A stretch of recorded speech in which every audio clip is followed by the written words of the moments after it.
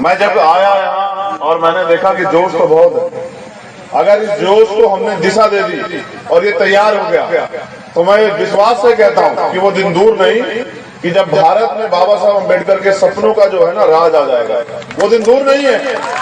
देखो, उड़ीसा हो या छत्तीसगढ़, कर्नाटक हो या केरल और महाराष्ट्र हो या यूपी या हो जम्मू कश्मीर, सब जगह बाबा साहब अम्बेडकर एक ही बात, एक ही विचार देके गए हैं कि उठो, जागो, शिक्षित बनो, संगठित बनो, संघर्ष करो।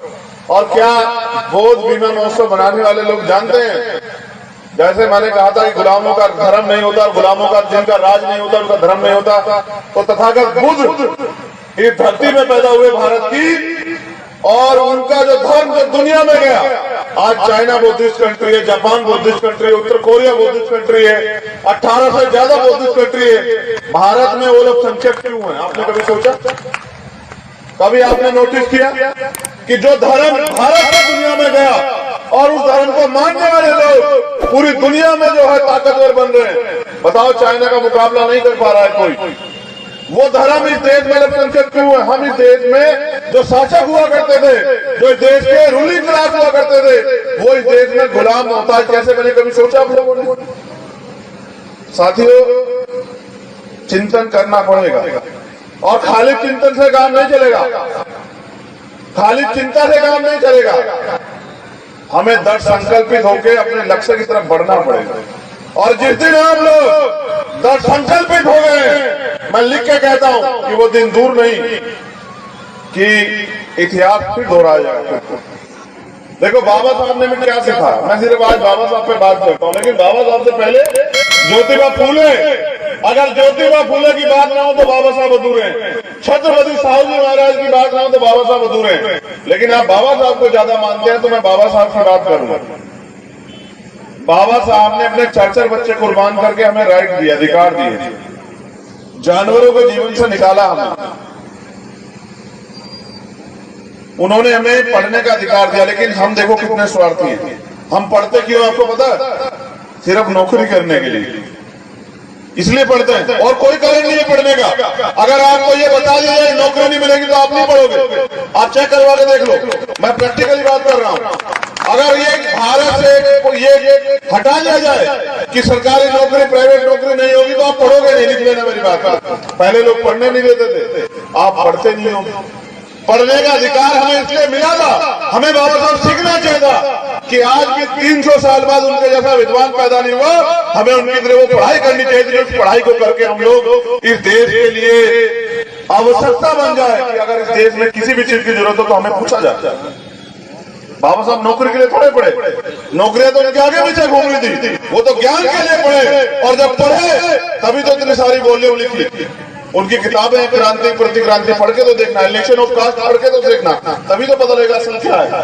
ज्योतिबा फूले ने गुलामगिरी लिखी, पढ़ के तो देखना। जब तक आप अपने महापुरुषों को पढ़ोगे नहीं तो उनके विचारों पर कैसे चलोगे? फिर हम लोग, जैसा मैंने कहा कि पढ़ाई किस लिए करते हैं? नौकरी के लिए। और नौकरी किस लिए करते हैं? पेट के लिए। क्या समाज के लिए भी नौकरी करते हैं हम लोग? 1% लोग नहीं निकाल सकते इस भीड़ से। भीम आर्मी के लोगों का तो आज एलडी के लोगों का धन्यवाद करता हूं, लेकिन नौकरी पैसे वाले 1% लोग नहीं आप निकाल सकते। जो नौकरी समाज के लिए करते हो वो नौकरी अपने पेट के और अपने परिवार के लिए करते हैं। अगर पेट और परिवार से अलग नौकरी का 10% हिस्सा समाज को आगे बढ़ाने में लगा होता तो आज समाज की दिशा थोड़ा ही होती। हमें अपने अंदर आकलन करना चाहिए कि हम पढ़ाई क्यों करते हैं? नौकरी के लिए। और नौकरी क्यों करते हैं? क्योंकि हम पे अधिकार नहीं है, हम पे सुविधाएं नहीं की सुविधाएं मिल रहा है। हम समाज के लिए थोड़ा ही करते हैं। हम राजनीति भी तो करते हैं किसके लिए? अपने लिए। वरना 131 MP शेड्यूल ट्राइब के। आप बताओ, एक ऐसा मामला बताओ जिसको उन्होंने खड़े होकर कहा कि सरकार की ज्यादा अगर हमारे लोगों के साथ अन्याय अत्याचार हो। क्यों नहीं कहा? क्योंकि वो भी नौकरी है। वो अपने मालिक की नौकरी इसलिए कर रहे हैं कि उनका घर चलता रहे, उनके पास पैसे आ जाए, और सब कुछ अपने लिए कर रहे हैं। तो समाज में कैसे बदलाव होगा बताओ? समाज ये सोचता रहता है, समाज भी बड़ा जिद्दी किस्म का हो गया है। वो सोच रहा है कि कोई रहबर आएगा, महापुरुष आएगा, आगे हमारी जिंदगी बदलेगा। मैं कह रहा हूं कि मरने के बाद भी कंधे, जब आदमी जाता है ना मरने के बाद, तो 4 कंधों की जरूरत पड़ती है। जीते जी तो अपने सहारे जियो, कुछ तो करके दिखाओ, कुछ तो आगे बात बढ़ा। बाबा साहब भी सोचते होंगे, और उन्होंने कहा था कि बड़ी मुश्किल से मैं इस कारवां को यहां तक लेके आ पाया हूं, अगर आप इसे आगे नहीं ले जा सकते तो पीछे मत जाने दो। आज देखो कारवां कहां चला गया। मुझे खुशी तो इस बात की होती है कि नौजवानों ने बाबा साहब का मिशन आगे बढ़ाने का सपना तय कर लिया है, वो लोग लग चुके हैं। लेकिन जिन लोगों के पास साधन संसाधन आगे, वो कम से कम उनकी मदद तो करें, तभी तो आंदोलन आगे बढ़ेगा।